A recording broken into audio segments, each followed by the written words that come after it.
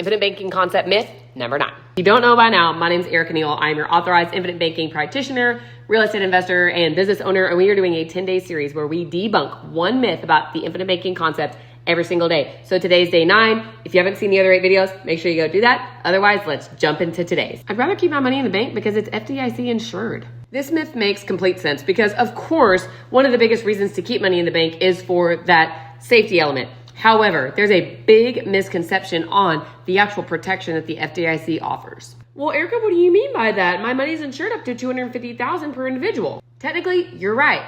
The FDIC does insure individual deposits up to $250,000 per person, $500,000 if you're married. However, we need to look at the credibility of the source that's providing this insurance. As of mid-2024, the FDIC has on reserves, ready to go, about $129 billion.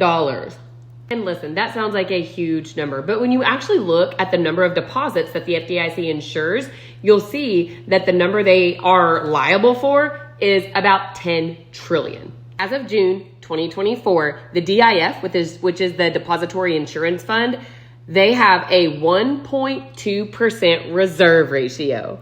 Yes, that means that the FDIC only has a little over 1% of the money that they insure on hand to pay out in the event of, some sort of bank run or national need. Imagine buying a home for $500,000 and only insuring it for $5,000. The bank would never allow you to do that. That's insane. But that's exactly what they're doing with your deposits in the bank. This isn't supposed to be a bank bashing session, but we do need to shed some light on the reality of the situation. It's also important to note that as of March 2020, the Federal Reserve lowered bank reserve requirements to 0%. So banks have a requirement to hold 0% reserves. That is the banking environment that we're in right now.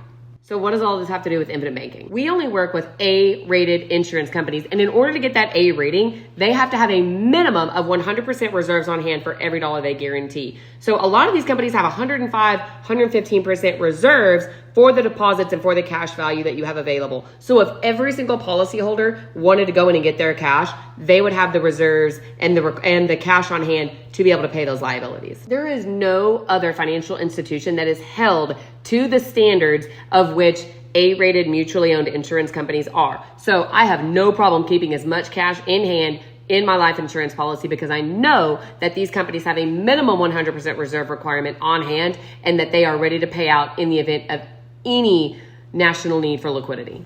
Not to mention, these A-rated insurance companies have been around since the 1800s and have remained profitable, paid dividends every single year since their inception, but that's beside the point. Give us a call if you have questions. We'd love to have that conversation.